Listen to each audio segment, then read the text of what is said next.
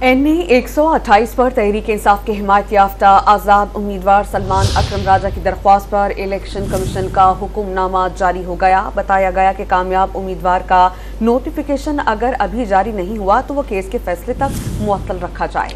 मजीद जानते हैं don news के नुमाइंदे इरफान सद्दुज़ई से। इरफान, बताइएगा इलेक्शन कमीशन के इस हुक्मनामे में क्या तहरीर है मजीद?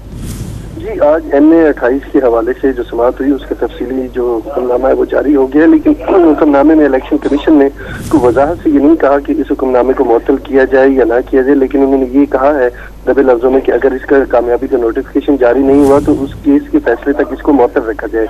हुक्मनामे में मजीद ये कहा गया है कि जो केस का RO है उसकी तफसीली रिपोर्ट और मुखालिफ उम्मीदवारों को नोटिस जारी किए बगैर नहीं किया जा सकता और मुंसिफाना फैसले के लिए RO को हिदायत की जाती है कि वो 3 रोज के अंदर अंदर समाज से कबल अपनी रिपोर्ट जमा करवाएं। जी इरफान, बहुत शुक्रिया आपका।